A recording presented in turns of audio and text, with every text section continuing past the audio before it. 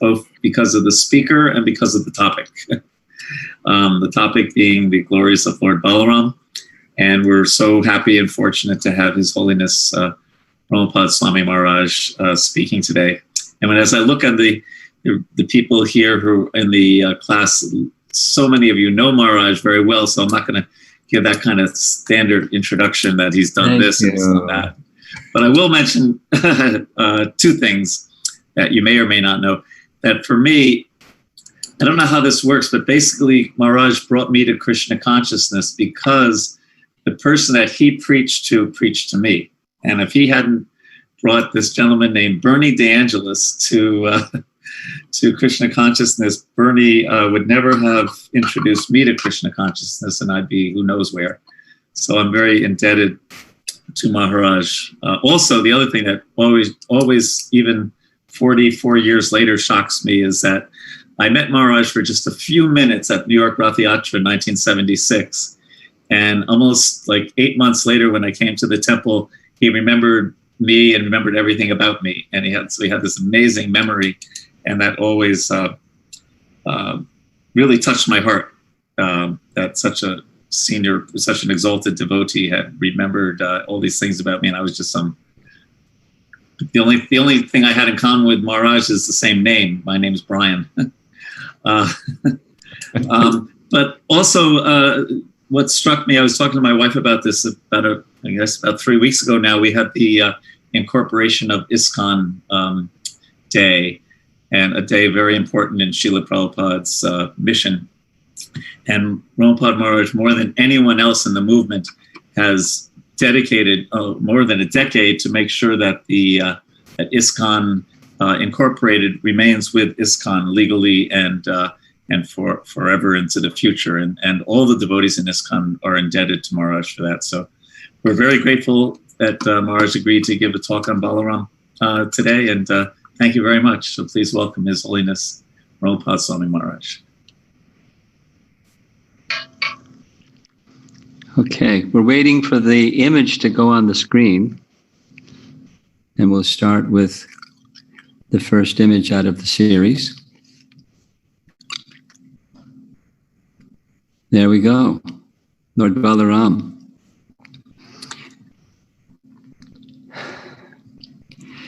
So if this was a in-presence discussion, I would ask people to raise their hand and say something about Lord Balaram. But I'll just ask you to, looking at this nice image of Lord Balaram carrying his plow, wearing a blue dhoti decorated with many, many ornaments and a nice crown and an effulgence around his head. Somewhere in Vrindavan, when you think of Lord Balaram, what do you think of? Of course, there's many things we can think of. He's the eternal associate of Krishna. He's Krishna's first expansion. He's non-different than Krishna, not just as an expansion, but non-different than Krishna, except for his complexion, which as we see here, it's white, or white like milk or snow. There's another difference, and that is the mood of Balaram is always the mood of wanting to serve Krishna, so much so that he aspires to serve Krishna in all of the 5 different rasas, although we primarily know him as the cowherd boyfriend of Krishna and the elder brother of Krishna. I thought, because tomorrow is the actual appearance day of Lord Balaram, to say a few things that maybe you won't be hearing tomorrow, so we'll try to say them today. Next, here's an image of the full moon, and this is the month of Shravan, and tomorrow is the full moon day in the month of Shravan. And it's on that Balaram Purnima day that we observe the appearance day of Balaram. I thought of sharing something that's a little interesting, perhaps. In Vrindavan, I've been told, Braj Bihari might confirm this, that the Brijbasis observe Balaram's appearance day differently than we in Gaudiya Vaishnavism observe Balaram's appearance day.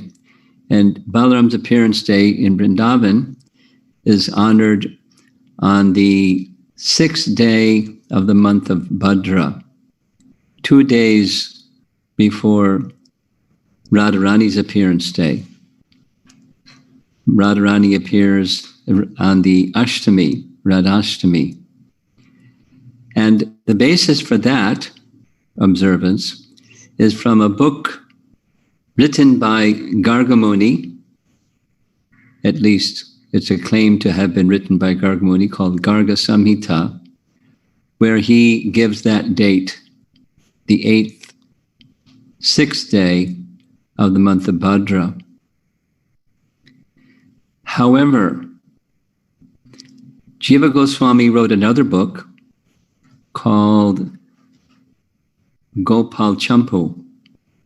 Some of you may have heard of Gopal Champu. Certainly you've heard of Jiva Goswami.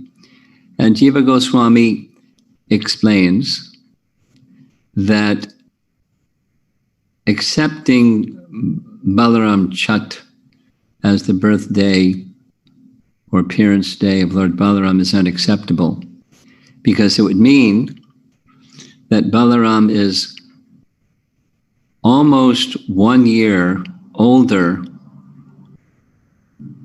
than Krishna, because Krishna appears would be 1 year later. He appears before Radharani. So he explains that's not possible because the name-giving ceremony for Krishna and Balaram was done at the same time, not 1 year apart.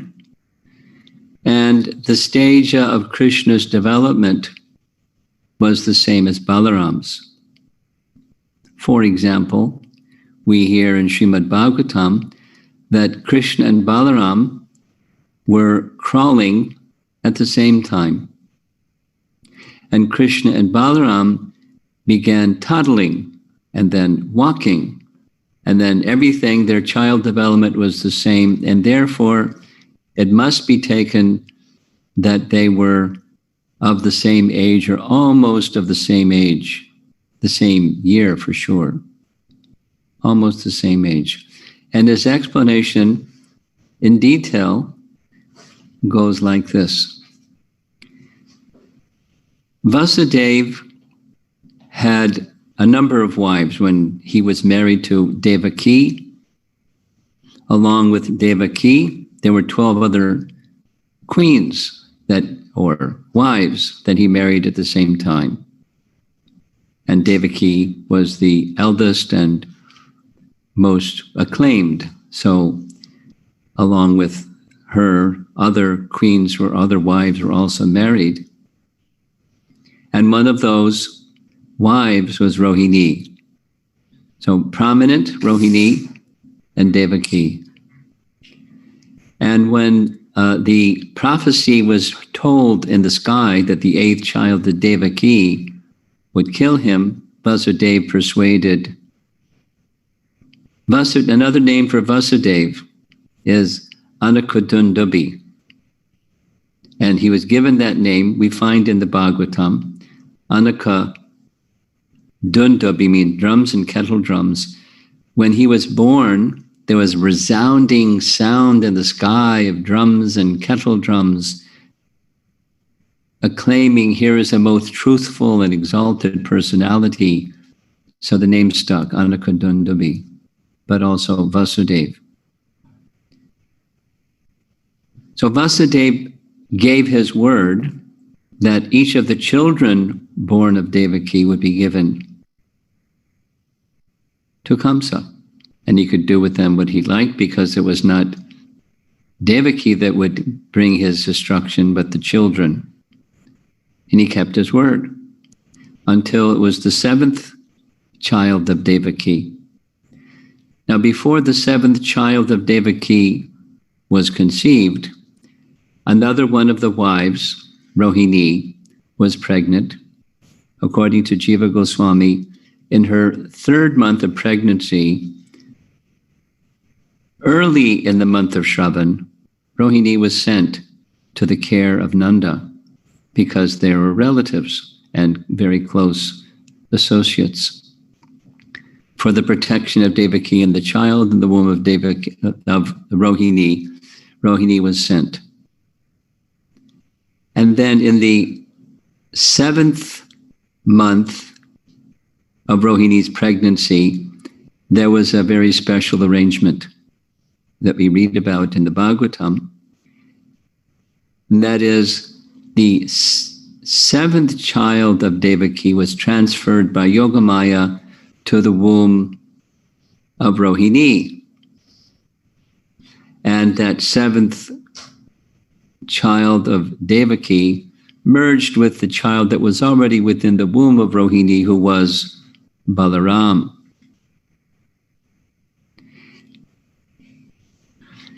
That was in her seventh month of pregnancy, and 9 months later, Balaram was born.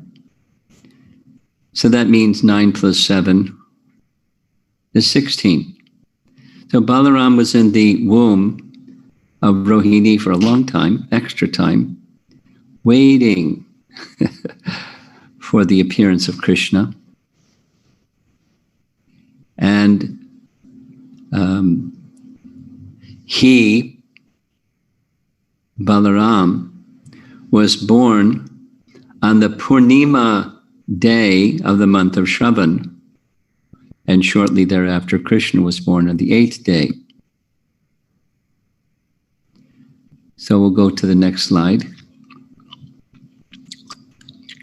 There's another painting of Krishna, Balaram, with his celebrated plow and, of course, his club. So one of the names of Balaram is Rohini Nandana, the son of Rohini. Now we'll go to the next slide, where, as was spoken by Jiva Goswami, the name-giving ceremony, this is found in Canto 10, Chapter 8. The Brahmana there, that's Gargamuni, where he was requested by Nanda Maharaj, who was in the foreground, to do the Namakarana ceremony for both Krishna and Balaram. As you see, they're of the same age. It's described by Jiva Goswami that the name-giving is traditionally done within the first 40 days of the child's birth. So up to this point, that ritual was not performed. And to avoid drawing the attention of Kamsa, as you see from the background of the painting, it was done in a cowshed. Of course, it looked like a pretty nice cowshed with some nice fruits and pitchers and other nice things for Gargamuni. But he gave names for both Krishna and Balaram after studying their horoscope.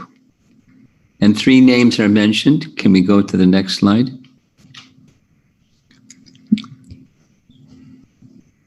This child, son of Rohini,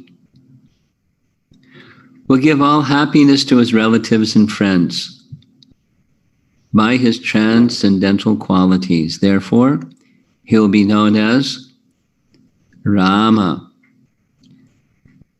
Now, Gargamuni knew, but he didn't disclose, that this child of Rohini was actually the daughter, the son of Devaki, the seventh son of Devaki. He didn't disclose that. Rather, he refers to Balaram as the son of Rohini. And he'll be known as Rama. Of course, some of you are aware of that celebrated argument that goes on sometimes. In the Hare Krishna mantra, does the name Rama refer to Ramachandra, or does it refer to Balarama? Maybe some of you haven't heard that one, but it goes around sometimes. So Prabhupada addresses it in Chaitanya Charitamrita and says, they're both right. And according to your heart, Krishna knows, and he'll reciprocate according to your calling. And those of you who are listening, you may choose whichever you like also. But as far as Gargarishi is concerned, Balaram is known as Rama because he brings happiness to all his relatives and friends due to his transcendental qualities. Next. Because he will manifest extraordinary bodily strength, he will also be known as Bala. So you put the two together and become Balarama. Extraordinary bodily strength, but not just bodily strength, great spiritual strength. Next. The third name he gave was Sankarshan.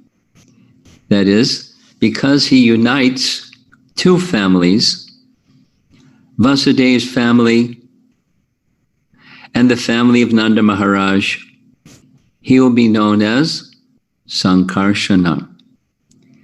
Now the family of Vasudev and the family of Nanda Maharaj are already connected by descendancy. Next.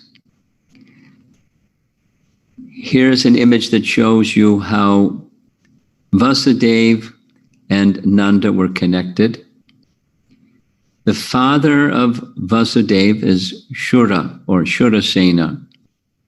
He was a Kshatriya king. And Shurasena had 10 sons and 5 daughters. Of the sons, one was Vasudev. And Vasudev's younger brother was Devabhaga. Interesting.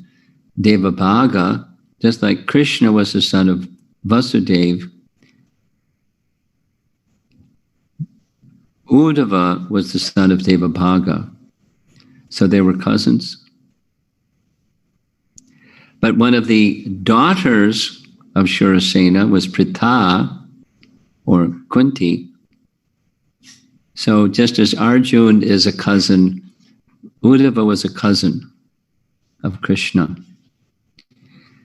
So Krishna was taken to be born as the son of Nanda Maharaj, whose father was Parjanya. So Devamita had 2 wives. One was a Kshatriya wife, born of the Kshatriya wife was Shurasena. Another was a Vaishya wife, born of that Vaishya wife, Parjanya, who then became the king of the cowherds, as Shurasena was the king of Mathura, the whole kingdom. But they were very close and intimately related. Now back to the name of Balaram. Balaram, uniting the 2 families, Vasudev's family and the family of Nanda Maharaj, they're already related, as you saw. But because he's seen as the son of Rohini, who's clearly in the side of Vasudev's wife, and Krishna is seen as the son of Nanda Maharaj, who is very clearly on the side of Parjanya Maharaj's family line, he unites both. Thus, his name, Sankarshan. Next. Next. This is Prabhupada's language. Balaram or Sankarshan is the source of all spiritual power, or the original spiritual master. This we find in Chaitanya Charitamrita. Balaram is the original spiritual master because the original spiritual master, Sankarshan, has these two features: all spiritual power. All spiritual power. In order to carry out devotional service, we need proper direction. We also need spiritual strength to carry out that direction. If there's spiritual weakness, we may not carry out something that is proper and to be done. We need spiritual strength. And the spiritual master, the original spiritual master, Balaram, supplies that spiritual strength. And similarly, those who represent the original spiritual master in the line of disciplic succession, they give instructions. Prabhupada gave a very nice teaching I very much like. When the spiritual master gives some instruction, when Krishna gives some instruction, or either or both, within the instruction is the power to carry out that instruction. I'll say it again, it's worth hearing it again. Within the instruction from the spiritual master or Krishna is the power to carry out the instruction. There's spiritual strength within spiritual instructions coming from the original spiritual master Balaram. Next. Prabhupada explains this in chapter 2 of Krishna book, which corresponds to the prayers of the demigods to Krishna within the womb. I'll just read because it's directly taken from Krishna book. One cannot attain the supreme platform of self-realization without being sufficiently favored by Balaram. Bala does not mean physical strength. One must have spiritual strength, which is infused by Balaram or Sankarshana. There seems to be some feedback here. Do we know how to fix it? Okay. Somebody has their microphone not muted. Could you please mute your microphone because it's, there we go. Thank you. Who would like some spiritual strength? Yay! We all want spiritual strength. You know where to go. Balaram. And he's right there in our mantra. Hari Rama. Hari Rama. Rama Rama. Hare Hare. So when you're chanting your mantra and you want the required spiritual strength to carry out your duties in service to Krishna, don't neglect Balaram. Don't shoot for Krishna or take shelter of Krishna, ignoring Balaram. The very same understanding is presented over and over in Chaitanya Bhagavat by Vrindavan Das Thakur, and in Chaitanya Charitamrita with less emphasis but the same, the logic of half a hen. One likes the part that eats, but one doesn't like, one likes the part that lays the egg, but not the part that eats. Our service to Krishna is through the strength that comes from Balaram. Accepting Lord Chaitanya without accepting Lord Nityananda was the cause of Krishnadas Kaviraj's brother to fall down, as described in Chaitanya Charitamrita. So don't neglect Balaram. Take shelter of Balaram as much as we take shelter of Krishna, because he'll give us the strength to carry out the instructions that he is the source of, and the instructions are to take shelter of Krishna. Now, I mentioned already that Balaram, the outstanding feature of Balaram's mood is he likes service. He likes service so much, he can't do without service. There's a very nice pastime next, where Balaram, who is omniscient, and Balaram, who is all strength, when he sees Bakasura, pictured here in this image, placing Krishna in his beak, or Krishna voluntarily entered into the beak of Bakasura to touch his body, his mouth, with his lotus feet to purify him. When Balaram and the cowherd boys saw that, although you see in the image they have their sticks and they're ready to protect Krishna just in case, but they fainted. Our acharyas describe this with great glee and joy. He has such affection for Krishna. To see Krishna in difficulty is just unbearable. Simply unbearable. He fainted. He can take care of Bakasura. He knows Krishna can take care of Bakasura, but seeing that danger for Krishna, he fainted. How strong is the affection that Balaram has for Krishna and Krishna has for Balaram? They were literally inseparable in their Braja Lila, in their Mathura Lila, and in their Dwarka Lila. Inseparable. Different exhibitions of mood. In the childhood pastimes, they were just like friends.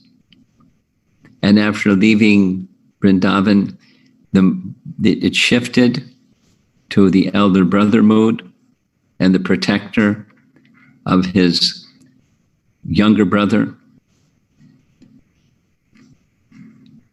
He had all the different, like parental affection. Servants, friendship, parental affection, and even he manifests himself as Ananga Manjari, the younger sister of Radharani, to assist in Krishna's pastimes. This is Balaram. And he manifests the whole Dham. Everything, all the paraphernalia for Krishna's service.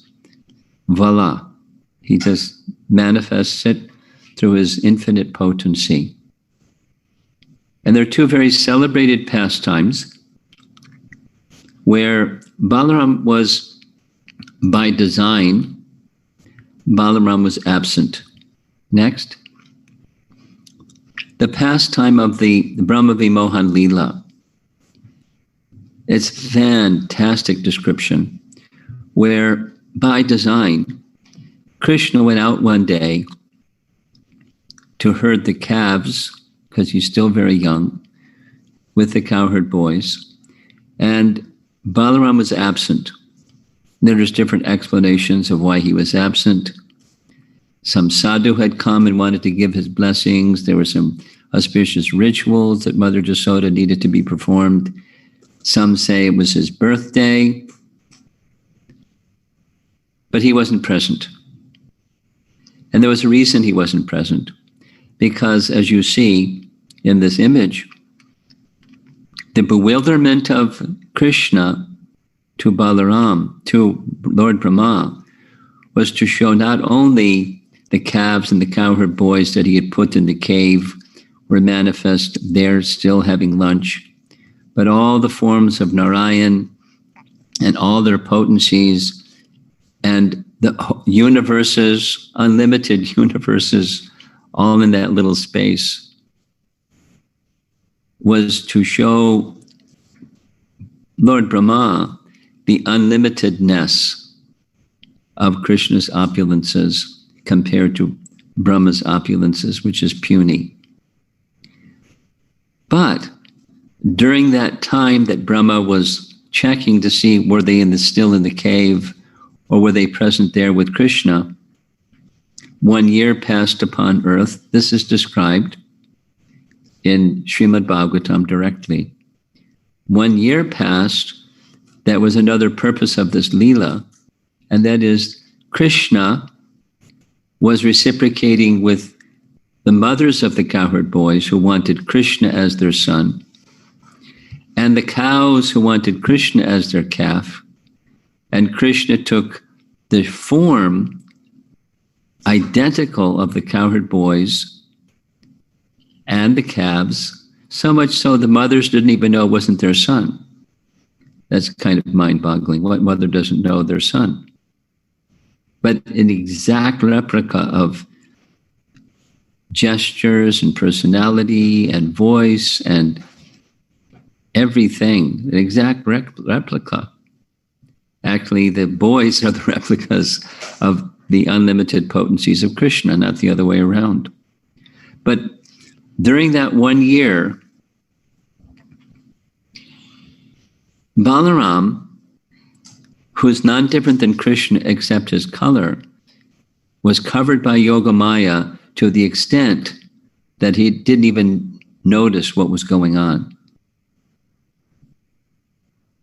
And the next chapter begins with Krishna very slowly, little by little, pulling back the Yogamaya curtain so that he could then understand what was going on. And when he understood what was going on, he asked Krishna, could you explain? And by Krishna's explanation, he could immediately understand Krishna was having fun, or Krishna was reciprocating with the residents of Vrindavan in such a wonderful, loving way. They wanted him as their son. They wanted him as their calf. So for 1 full year, Krishna fulfilled their desire. Because pure devotees are never left alone without Krishna's reciprocation. He reciprocates perfectly. So better be careful what your desires are. But if you become a pure devotee, you don't have to worry so much about that, because your happiness is Krishna's happiness and the intimacy of loving exchange. Next, another very nice pastime that Balaram wasn't present for was the Kaliya serpent pastime, Kaliya Damana. That particular morning also, Balaram didn't go out with the cowherd boys. And the cowherd boys, very oddly, became really thirsty. First thing in the morning. So they went to the Kaliya lake to get water, and you know what happened. But Balaram is back in Nandagram, doing whatever Balaram was doing. And when it came time for a messenger to tell Nanda Maharaj, no, Krishna's in difficulty. He's in the coils of the Kaliya serpent. Help. Nanda Maharaj slapped his arm saying, no worries, I'll take care of this. And Mother Jasoda was in a panic, and Balaram was just smiling, knowing that Krishna's having fun. This is the intimacy of their love. When Mother Jasoda got to the edge of the lake and wanted to give up her life, because what's the use of life if Krishna's in danger? The strength of Balaram checked Mother Jasoda from entering the lake, because she would have perished in that poisonous lake. So Balaram's sometimes omniscient, and sometimes Yogamaya covers that omniscience so that it looks like he has become bewildered. But that bewilderment is just an exhibition of his ecstatic love for Krishna. And sometimes Krishna becomes bewildered, like when the cowherd boys enter the mouth of the Aghasura demon, and he's thinking, oh no. Or when he sees the cowherd boys by the shore of the Kaliya lake, oh no. He's omniscient, but he enjoys those moments of, it's a secondary rasa. And it's part of loving exchange between Krishna and his eternal associates. His associates experience, Krishna experiences, and the pastimes of Vrindavan, which Balaram participated in with Krishna to fullest extent, are all attractive. Next. Later, we find Balaram in this pose, just like you see here,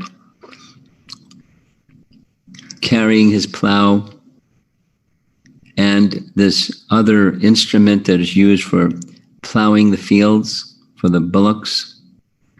Krishi Gorakshavanijam Vaishya Karma Swabhavajam. They appeared in a Vaishya family, although they're transcendental lords. And Krishna played upon his flute. That's his companion or his paraphernalia. And the flute was for calling the cows. It did many other things, but the ostensible purpose was calling the cows.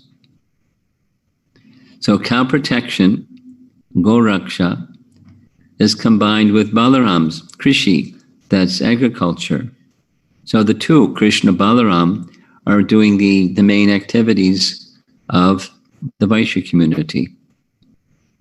Vanijam and marketing of those products. And this makes up a really interesting set of the pastimes between the gopis and Krishna, the tax pastimes, or Krishna's demanding tax from their milk products and so on. Wonderful pastimes, simply pastimes of loving dealing by the personality of Godhead. And our last slide is Krishna and Balaram in the forest of Vrindavan. This is one of my favorite paintings of Krishna and Balaram. They're enjoying one another's company, and simultaneously the peacocks and the cows and the trees and the river and the cowherd boys and the entire scene of Vraja is moved by the sound of Krishna's flute and the loving exchange between the two brothers, Krishna and Balaram. So this is just a warm-up for tomorrow. So many wonderful things to say about Balaram, because our time limit is there. I'll stop here and see if there's some, I guess, online questions or however you do this. Well, people could either go off of mute and ask a question, or they can type it into a chat. Either way is fine. And you'll read the chat ones, right? Yeah, sure. Okay. Because where I'm seated, I can't see. Oh.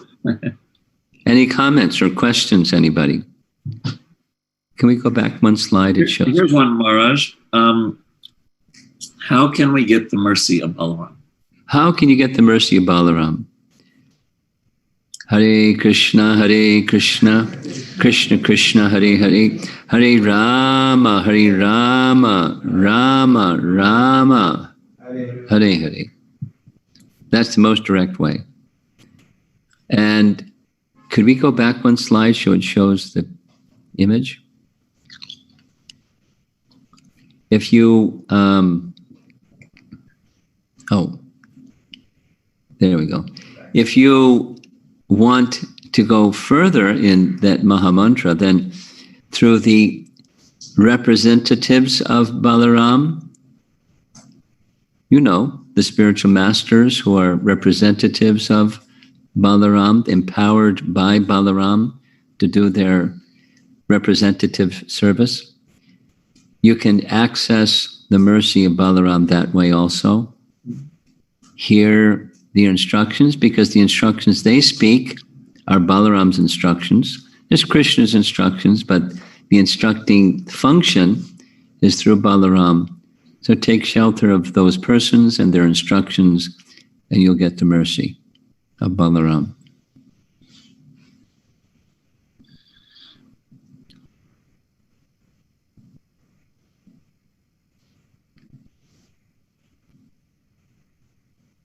Okay, here's another question, Marsh. Why did Lord Balaram come as the elder brother, even though he is subordinate to Krishna? Why did he come as what? The elder brother? Elder brother, even though he is subordinate to Krishna. Well, there's different transcendental reasons. And one of those transcendental reasons is after appearing as the younger brother of Ram, as Lakshman, he didn't want to be in that position again. He wanted to be the elder brother. And it had something to do with the pastimes of Krishna that came later. Like during their childhood, as mentioned, they were just like friends and there was no distinction. Elder, how much elder? 9 days elder. He appears on the Purnima and Krishna appears on the Ashtami, 8 or 9 days difference. But elder brother, nonetheless. And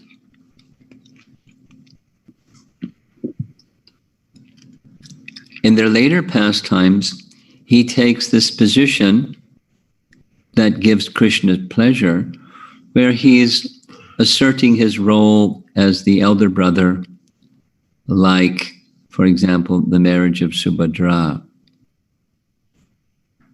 or the protector of his younger brother in the case of Rukmini, when Krishna, the first wife of Krishna, it's described by our acharyas. One of the reasons that he ran from the battlefield where Jarasandha had been defeated several times before, but he ran, it was time to marry Rukmini. So he ran and jumped off the mountain. And Jarasandha can be killed later, that's no problem. So with the marriage of Rukmini, when Balaram, the elder brother, heard, so many kings, Shishupal and Jarasandha and so many kings have their massive armies and they're ready to do battle with Krishna and he's alone, although he already defeated Jarasandha alone so many times. He's alone. He assembled the entire Yadu dynasty army and went charging full speed to protect his brother. Now, this is the elder brother's mood. So it's part of the pastime between the two of them, the enjoyment of happiness between the two of them. So he appealed it as the elder brother for Krishna's pleasure. How's that for an answer? I say thank you, Marge. I don't have any more questions so far in the chat, but maybe some devotees want to go off of mute and ask their question. We have some people in the room here, and we have a microphone. There's nothing over there. Well, here's another question. In Mahabharata, Balaram seems to support Duryodhana. Is there a particular reason? It's one of those enigmas that I don't know the answer to. Do you, Vrajabihari, know the answer to that one? No, I mean, only that doesn't Balaram have the name Duryodhana Guru? But how did he get that name? I mean, he gets that name because he was partial to Duryodhana. So why was he partial to Duryodhana? I don't know. Yeah, there must be some answer that, our super scholars out there in ISKCON, somebody might know. I've never heard an explanation that made any sense to me, other than, this Yadrichaya, somehow or another, it was for the pleasure of Krishna. Because somehow was another, if it was the pleasure of Krishna. So when the battle was to take place, Krishna declined to fight, Balaram declined to fight, and he went on pilgrimage. But he came back in time to advise Bhima, don't destroy Duryodhana the way that Krishna says to destroy Duryodhana. but he did it anyways. So something to do with the transcendental relationship between Krishna and Balaram is some indication of why he took the position as being partial towards or friendly towards Duryodhana. But it is a puzzle. Yeah. The next question is kind of a simple one. Do we fast tomorrow? Well, if you're 3 years old, you probably won't. I'm not sure this was a 3-year-old who asked the question. But, for most of us, we probably will. And it's recommended. So it's one of the primary days of fasting, and I hope you enjoy your fast. But not just fast. You know what you do in addition to fast? You chant extra and hear extra and prepare nice preparations for Balaram extra. You do those devotional things extra, along with decreasing bodily necessities. You increase your spiritual activities, especially hearing and chanting. So make a nice plan tomorrow. Make your plan today for tomorrow. Nice. For increasing hearing something. Maybe read with somebody or come across something that you'd really like to read again and dive into it. Wonderful. Mars, the next question is there any prayer in the scripture that we can meditate on related to Lord Balaram? Yeah. There are prayers, and I don't have any of them in front of me or in the front of my mind, my memory. But it's a really nice prayer. A set of prayers is when the river Jamuna personified came before Balaram at the time of the Balaram Rasa Lila, and she offered some very, very beautiful prayers to Balaram. So I would suggest, if you want some really nice prayers to Balaram, that's a nice place to go. Wonderful. Thank you. This person says that this may be a silly question, but let's see. While chanting and trying to be attentive to each word in the mantra, sometimes I find that I am confusing myself with trying to meditate on Radharani, Krishna, and Balaram for the duration of one mantra. If you could please kindly shed some light into how we should meditate on their lordships. For example, Radharani alone in one mantra, Balaram on the next, and Krishna the next. I can theoretically understand that when one progresses, this kind of conundrum does not exist. But I thought I would ask because sometimes this is my state at the moment. Well, I don't have that problem because I don't try to do, the round robin of meditate on this one, that one, the other one. I would recommend just hear the sound.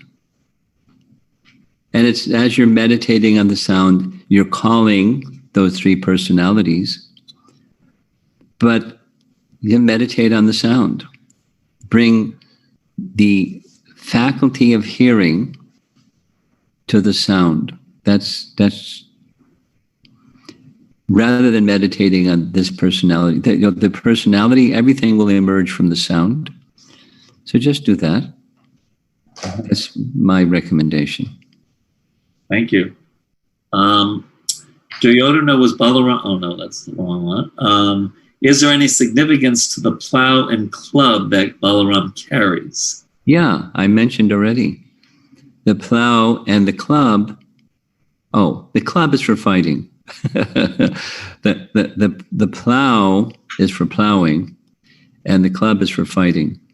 He lets people have it when they need to have it, and he's really expert at fighting with club, including teaching Duryodhana how to fight with a club. Thank you. Here's a straightforward question.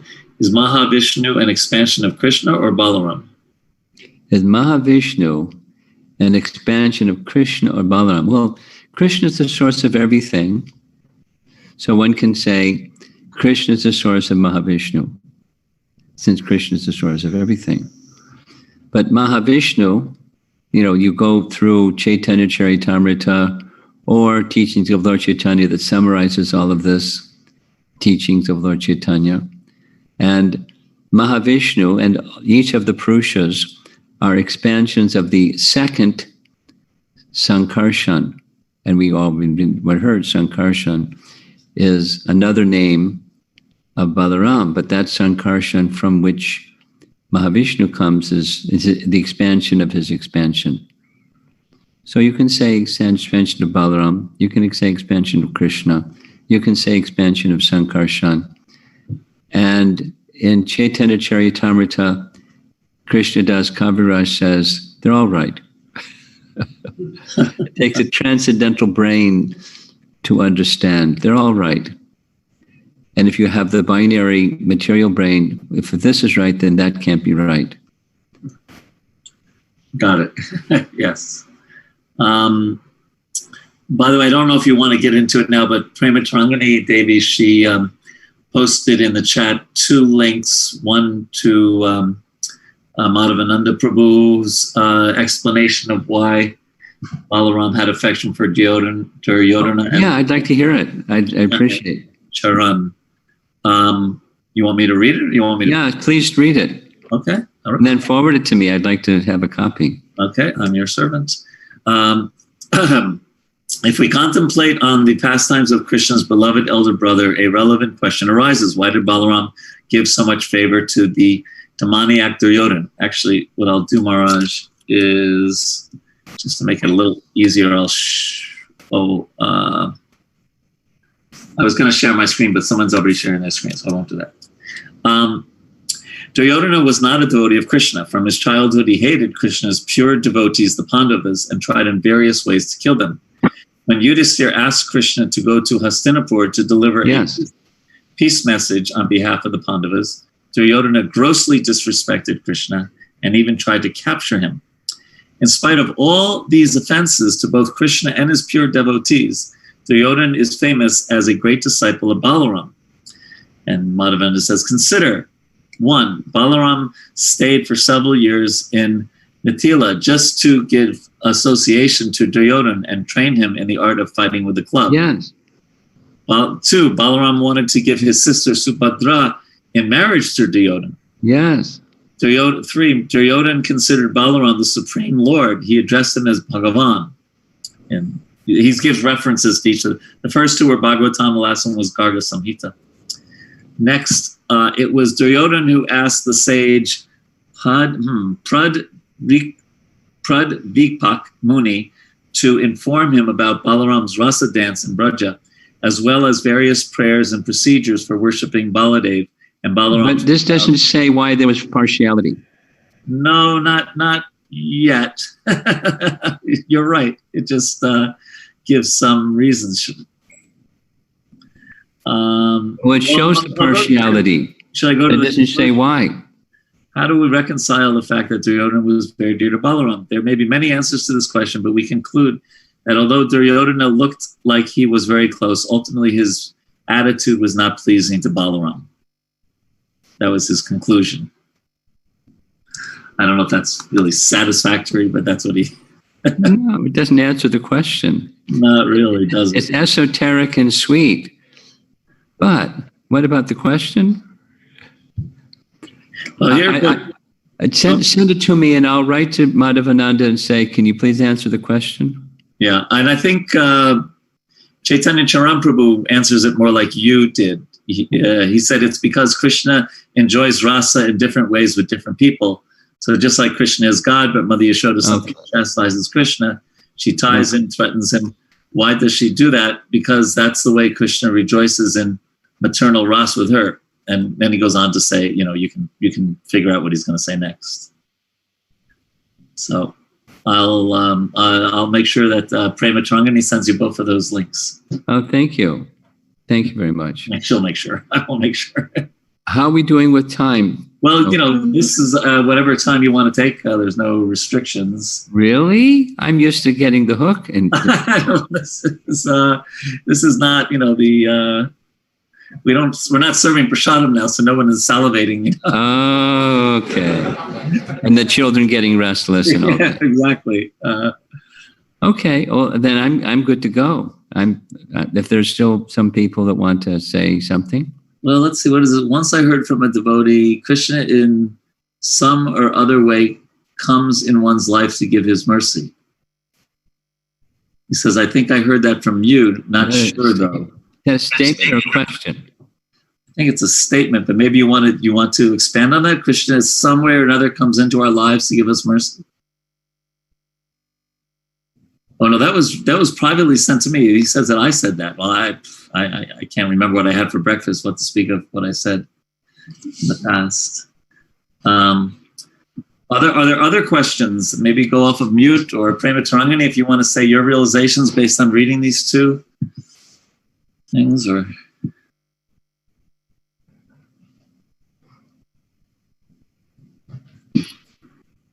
There's another question online on the chat. Did you read Pooja's question? Maybe I missed that one. Why don't you read that, please? Oh, wait. No, I did read Pooja's question. I read that. Yes. Okay. Yes. Yeah. I was reading. Maharaj said he doesn't have that problem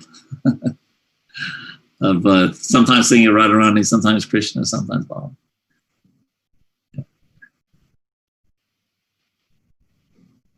We have something in the room here, and we have a microphone too, so you can hear what the person in the room says. Great. Hare Krishna Maharaj, thank you so much for the wonderful class. We heard that Krishna and Balaram especially coming after sixth child, that is seventh, Balaram coming as seventh child, and then eighth is Krishna. And before Balaram, all the six anarthas that we have to remove, and then Guru comes into our life. That's what I heard. But talking to myself, taking initiation, and so much unwanted things in the heart, how do we understand that Guru is already given the initiation, but the anarthas are still there? Anartha nivritti is starting from now. How do we reconcile that? Guru comes, all the anarthas are gone, then Guru comes, or Guru comes to take out the anarthas in our life? Do you know anybody that prior to initiation, all of their anarthas were gone? You know one person? I mean, maybe Sukadeva Goswami, but he didn't even receive initiation. So does that answer your question? Which comes first? Balaram, the understanding that I have heard is not exactly what you said. It's Balaram prepares the way for Krishna's appearance. Not that before Krishna comes, Guru comes. Balaram prepares the way for Krishna's appearance. And it's a pastime. And in our practical lives, we don't have 6 children killed, or 6 imperfections or faults completely gone. But the spiritual master is assisting us by giving instructions, as Balaram is giving instructions, with strength behind those instructions to qualify us to receive Krishna. That's the function. Yes. We still have more to go, a whole lot more to go. Thank you so much for clear. And in the stages of bhakti, the bhajana kriya stage, that comes before the anartha nivritti stage, I've not heard any lecture or explanation where Prabhupada doesn't say in bhajana kriya stage initiation. Sadhu Sangha builds the desire for bhajana kriya. And in that, the next breath, the next statement is initiation. And then after that comes anartha nivritti, right? So that answers your question, right? Thank you for clearing that, Maharaj. We have another in the room question.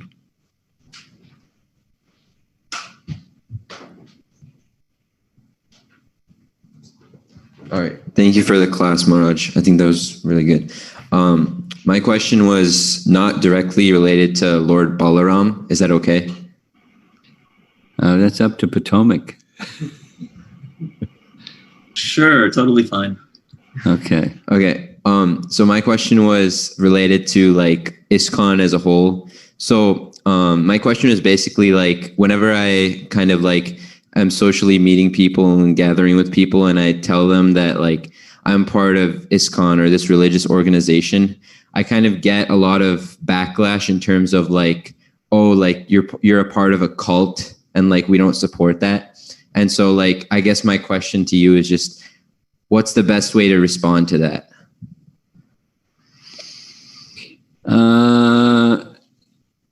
Well, you could minimize the flack just by not mentioning, today there's an allergy to organized religion and God.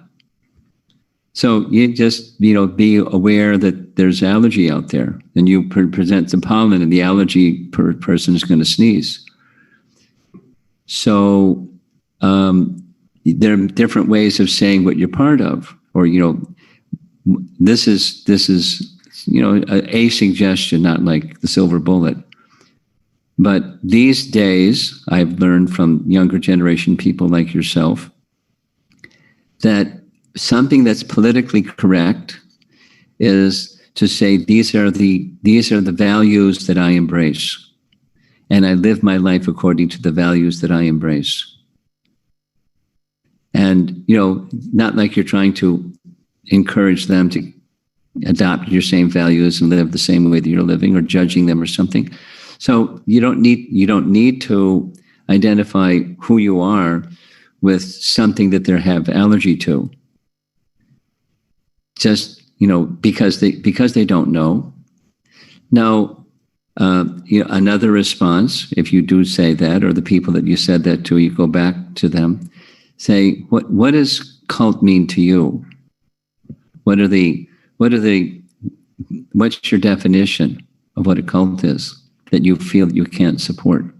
Because I probably can't support that too. I mean, it's something that I learned this from Rabindra Swarup Prabhu. He was sharing, I've heard him say it like several times, 6 times. He was giving a class one time in Philadelphia, the loft that Hari Yashva runs. And he was speaking something, and right in the middle of the class, somebody, an elder man, an adult, said, I don't believe in God. And so he just stopped the class and he said, tell me that God that you don't believe in. And he said what he doesn't believe in. And Rabindra said, well, I'm with you, man. I don't believe in that either. Oh, that's good. Yeah. So let me tell you what I'm doing, and it's not that, or who Krishna is, and it's not that. Here's the personality that I'm dedicating myself to and learning about, and it's not that, it's this. And the man, because it was rational, and Ravindra's a gentleman and very expert, so the person could understand. Here's a thinking, rational person that's not a cult follower. So, ask them, that's another possibility. What's your idea of what a cult is? And I'm with you. That's that mindless following of something, of a charismatic leader, that there isn't any foundation to it. I'm with you. Blind following is something that really isn't healthy. So is there something else that is healthy? What does healthy look like? What would you call healthy? And so here's my conception of what healthy is as opposed to unhealthy. So, but if the person is just, kind of a diseased individual, you're not going to get very far with peaceful discussion. So smile and give them a samosa or something. Okay, just to follow up on that real quick. If someone said something like, is Krishna consciousness associated with Hinduism or something like that, could you follow that up and say it's a subset, like Krishna consciousness is a subset of Hinduism, or would you say it's completely separate? Well, it depends on the person, because you want them to, what you want to be is genuine, you want them to understand that you're being genuine. So then it depends upon, their mindset. So, there's different ways of answering or explaining. It's not really, because what is Hinduism anyways? What's Hindu anyways? Hindu is an Arabic word, people that live on the other side of that river, named Sindhu. And the S becomes an H, so the people on the other side of that river, that's who the Hindus are. It's not, what does it mean? If it means they're followers of the Vedas, sure, we're followers of the Vedas.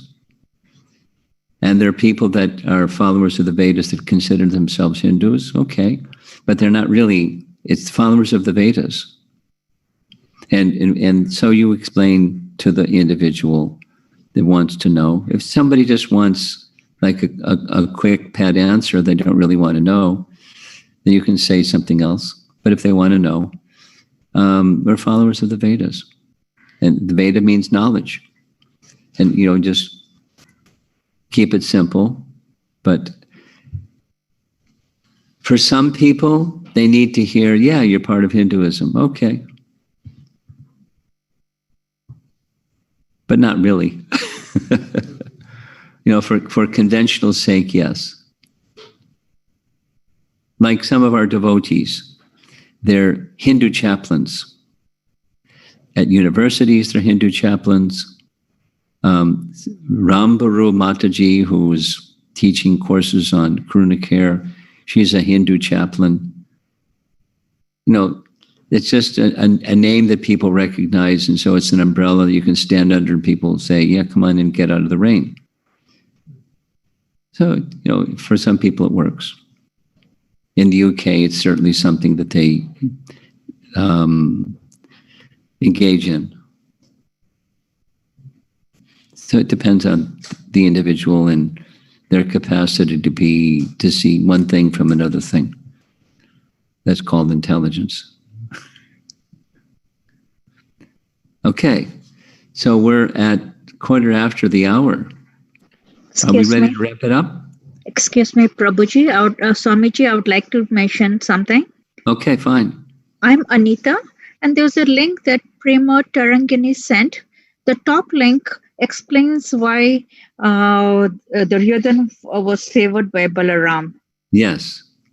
No, it says the ways in which he was.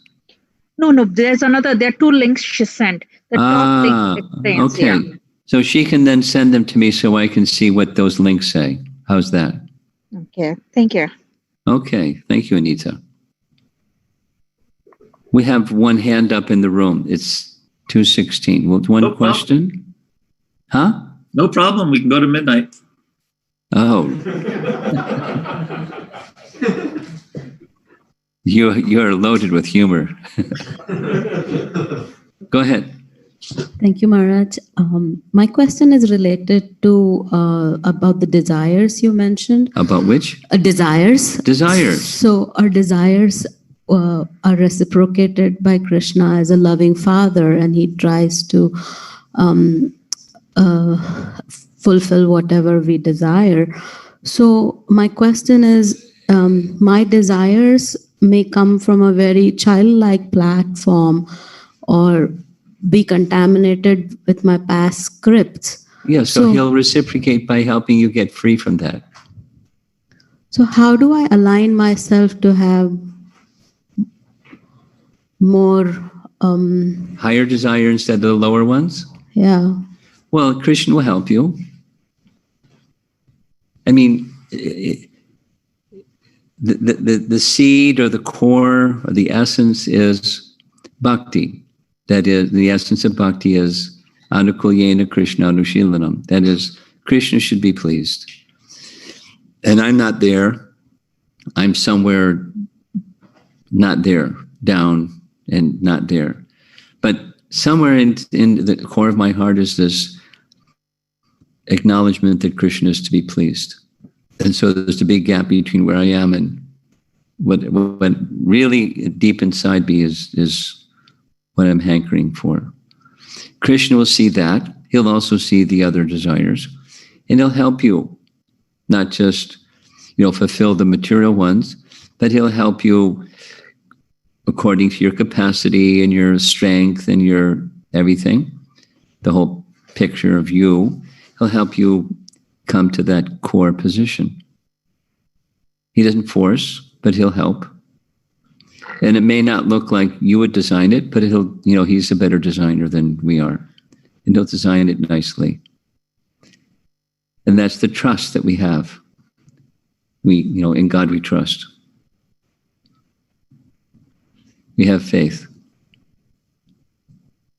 Mat katasu, just by what we're doing now. There's just this very simple activity of hearing about Balaram and his appearance and activities and his names and his paraphernalia and so on.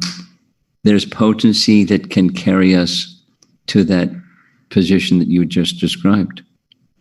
That's one of the ways, a primary way, that Krishna will help us come to the position of desires being fulfilled, the spiritual ones.